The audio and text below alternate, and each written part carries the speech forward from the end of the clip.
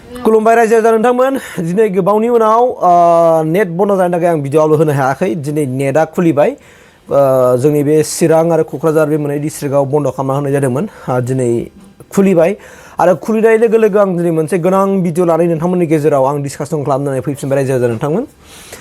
दाखालि जेनोखि जाथाय जानाय बे जाथायजोंनो एसे रिफारेन्स लाबोनानै आं नोंथांमोननि गेजेरावहाय माखासे बाथ्राफोरखौ आं बुंनो नागिरदों आरोखि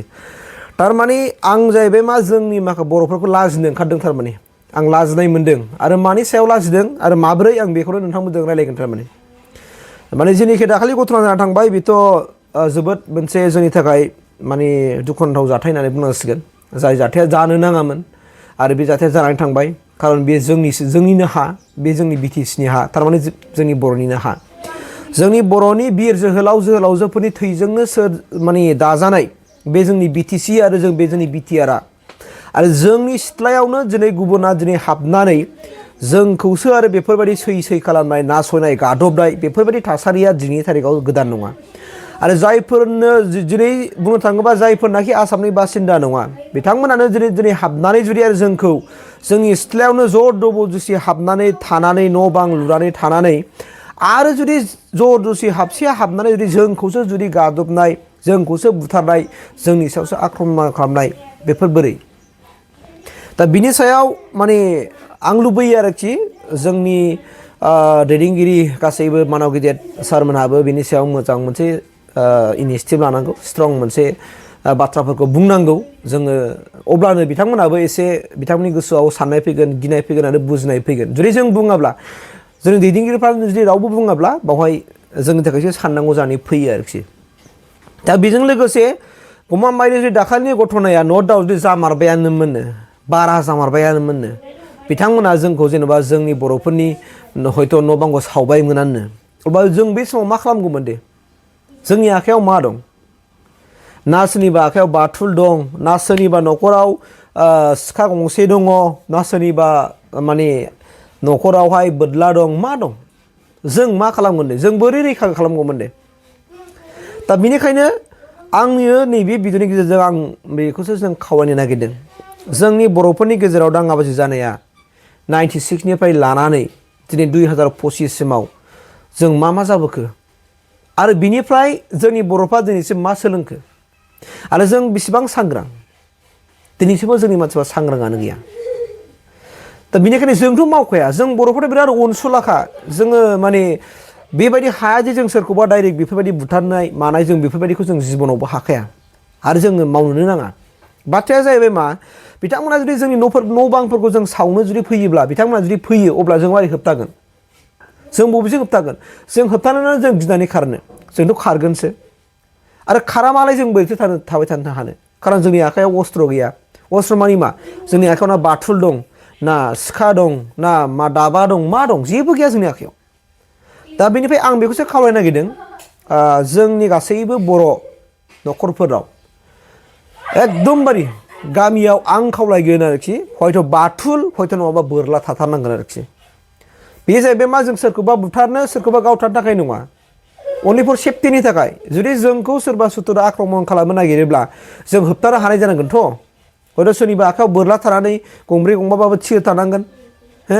आरो सोरनावबा बाथुल थानांगोन बाथुल लोगोसे अन्थाइ थानांगोन सिखाफोर थानांगोन माब्रै राहाजों बिसोर जुदि बोरला बाथुल लानानै फैयोब्ला जोंबो बोरला बाथुल लानानै जोंबो होबथानो हायो नामा जोंनि मटिभा बे जानांगौ थारमाने जोङो बिसोरखौ रैखाथि होनो थाखायल' जों बिसोरखौ होआ जों बर'आथ' बा जों होनो जों साधारन पाब्लिकफ्राथ' जों मालाबाबो होनो हानाय जोंनाव बेफोरबायदि गोहो गैखाया आरो जों होखायानो जुदि बिसोरो जुदि माबा मोनसे रिएक्सन जानानै जुदि जोंखौ जुदि होनो फैयोब्ला जोंनि न' बांफोरखौ जों सावनो फैयोब्ला जोङो जेन'बा बिसोरखौ होबथानो थाखाय आरो बिथांमोनखौ जों होबथाना लाखिनांगोनथ' नङाबा जों नायगार खारनानै बिसोर फैयोबा जों नायगार खारनानै जोंनि न' बांखौ सावहोनोसै नामा होमबा बेसेबां लासिंसिं बाथ्रा जागोन बियो जोंनि सिथ्लायावनो जबरदस्ति हाबनानै थाफैनानै आरो बिसोरो जुदि जोंनि न' बांखौ सावगोन जों बोरै सहायगोन नोंथांमोना बोरै सहायगोन बेनिखायनो आंनिफ्राय मोनसे रिकुवेस्ट गासैबो जोंनि बर' रायजो जा नोंथांमोननिसिम नोंथांमोना नोंथांमोननि गामिखौथ' बासायनांगोन नंगौना नङा नोंथांमोननि गामिखौथ' बासायनांगोन सावजानायनिफ्राय बासायनांगोन मानोना नोंहा नोंनि न'खराव धोन सम्पति दङ जोंनि बर'फोरनि न' बाङा गासिनाबो बयनाबो मोजां बानायना लाजोब्बाय नाथाय बिथांमोनाथ' नोङो मोजां रोखोमै न' बां लुना लाया दिनैसिमबो बायला जिला न' बां लुनानै लायो जानो हागौ बिदिखायनो बिथांमोननि सानथिफ्रा एसे नेगेटिभ सानलाङो बिसोरो जुदि बिथांमोनाबो जुदि मोजां आरसिसि न' बांला लुनानै थानायमोनब्ला दिनैनि थारिखाव बिथांमोनाबो बुजिगौमोन आरो बेफोर न'फ्रा सावजायोब्ला बेसेबां खहा जायो बेफोरखौ अब्ला बिथांमोनाबो मावनो गोसो जानाय नङामोन खोमा दा नोंगौ बिनिखायनो जों मा खालामनांगोन जों साफ्रोमबो न'खराव हयथ' बोरला हयथ' बाथुल बुंनो थाङोब्ला मोनसे गंसे गामियाव बिदिनो 30 खानसो बोरला 30 खानसो बाथुल थानांगोन आरोखि आरो बेजों लोगोसे सोरनावबा गंब्रै गंबा बोरला थिर थाबानो जाबाय आरोखि बे जाहैबाय मा जों सोरखौबा गावनो थाखाय नङा जों गावखौ सोरखौबा होनो थाखाय नङा जुदि बिथांमोना जोंखौ आक्रमण खालामनो फैयोब्ला जोङो गसंथेनानै बिखाफोर दाननानै जोङो बिसोरखौ होबथानो हायो बिथांमोनखौ जों थिनहरफिननो हायो जों बे सिन्थाजोंसो जोङो खामानिखौ मावनांगोन रायजो राजा नोंथांमोन नङाब्ला बिपद दङ जोङो दिनैनि तारिखाव गोबां मोनबोबाय 1996 नि बाथ्रा लानानै 2012 नि घटना जानानै थांबाय 2014 नि घटना जानानै थांबाय जों बर'फ्रा गोबां माखासे हंगार जाबोबाय आदिबासि भाइफोरजों मुस्लिम भाइफोरजों बेफोरबायदि घटना जानानै फैबाय आरोखि दा बेनि गेजेरावबो जों दिनैसिमबो जों जुदि सांग्रां नङाबा साग्रिद नङाबा आसरित आरोखि आरो आंनिफ्राय जुदि मोनसे आं रिकुवेस्ट खालामनो लुगैदों जोंथ' गोदो उन्दै समनिफ्रायनो जों बिराद जों बोरला गावनायाव जोङो रोङो उन्दै समनिफ्राय जोङो थालिर बिफांखौ फोनांनाय माखौबा फोरोंनाय जों बै समाव जों बिराद बोरला गावबोदों आरो जों मिथिगौ जोंनि बर'नि बिर जोहोलाव जायखौ जों दैमालु होननानै मिथियो बिथांमोनासो माजों दावहा नांदोंमोन बिथांमोनाबोथ' बर'नि गेजेराव बोरलाजों दावहा नांदोंमोन अब्ला जोंनि बर'नि बिर जोहोलाव दैमालु मोना जुदि बोरला गावनो रोंगौब्ला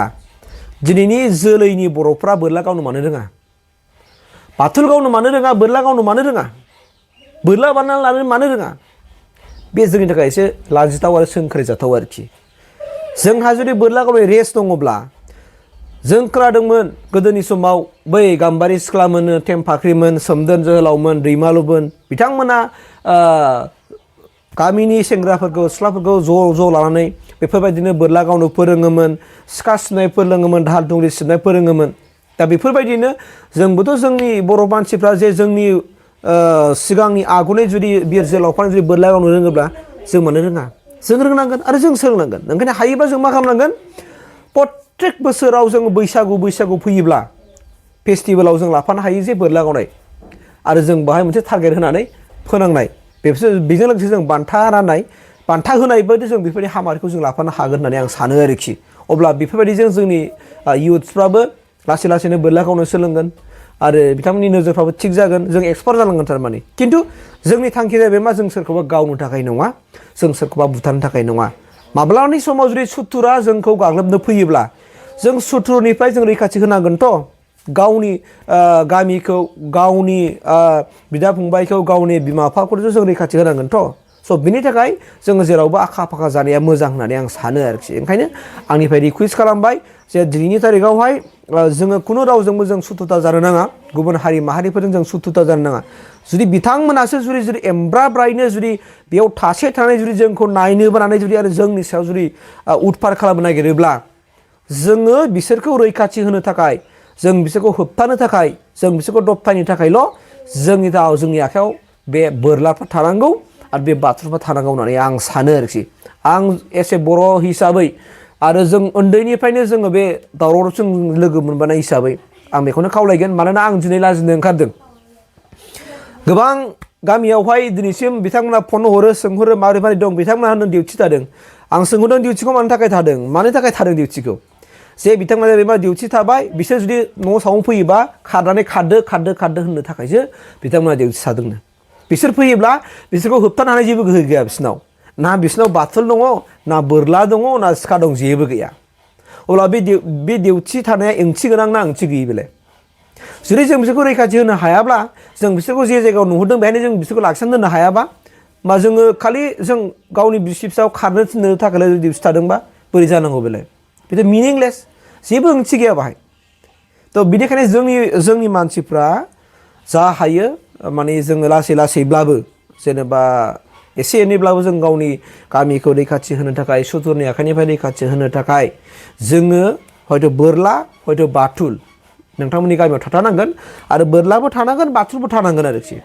आरो बे जाहैबाय मा आं बार फोरमायबाय थादों जों सोरखौबा गावनो थाखाय नङा सोरखौबा बुथारनो थाखाय नङा अनलि फर सेफटिनि थाखाय गावनि गामिखौ रैखाथि होनो थाखाय जोंनाव नोंनि न'खराव नों सिखाबो थानांगोन सिखा खंबायबो थानांगोन सिखा गोलावबो थानांगोन सिखा खुख्रिबो थानांगोन बा बायदि बायदि सिखाबो थानांगोन आरो बाथुल बोरलाफोर थानांगोन अब्लासो जों गामिखौ रैखाथि होनो हागोन बेनिफ्राय आंनिफ्राय आपिल खालामबाय जे नोंथांमोना बेनि सायाव गोथौयै सानो सारि जारि खालामनानै नायो आरो जेब्लायबो जायखि सुथुरा जोंखौ गाग्लोबनो नागिरा मानो जोङो गावनि गामिखौ रैखाथि होनो हानाय बायदि जों जेब्लायबो थाम थिम खालामनानै थाबाय थायो आं बे मिजिं आरो थांखिखौ लानानै भिडिअखौ एसेखिनियावनो दोनथ'बाय गोजोन्थों।